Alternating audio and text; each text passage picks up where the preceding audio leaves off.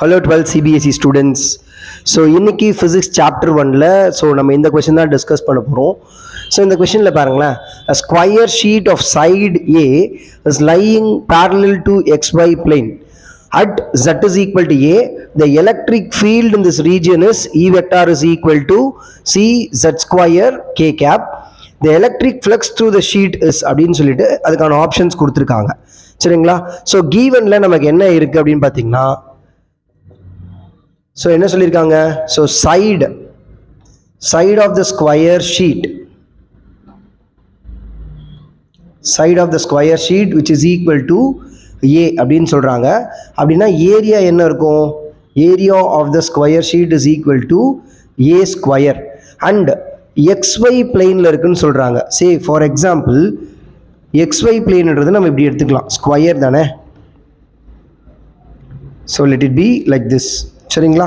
So இது உங்களோட X plane, இது உங்களோட ஒய் பிளேன். ஸோ XY பிளேனில் தான் இருக்காங்க அப்படின்னா இந்த ஸ்கொயரோட ஏரியல் வெக்டார் எந்த டைரக்ஷனில் இருக்குன்னா, இந்த பென் வச்சுருக்க பாருங்க இப்படி தான் இருக்கும். ஸோ ஜென்ரலாக ஏரியல் வெக்டார் அப்படின்றது vector which is perpendicular to the area. So இப்படி தான் இருக்கும்.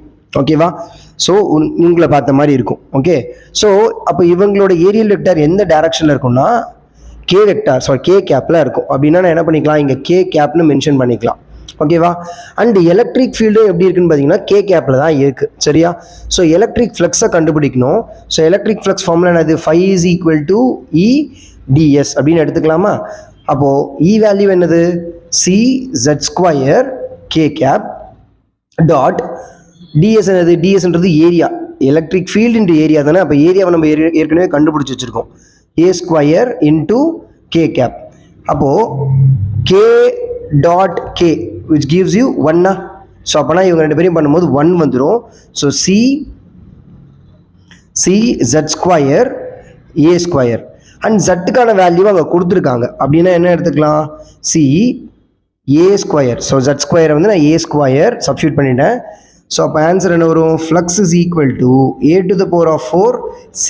ஸோ இதுதான் நம்மளோட ஃப்ளக்ஸ் வேல்யூ. ஸோ நம்மளோட ஆப்ஷன் ஃபர்ஸ்ட் ஆப்ஷன்.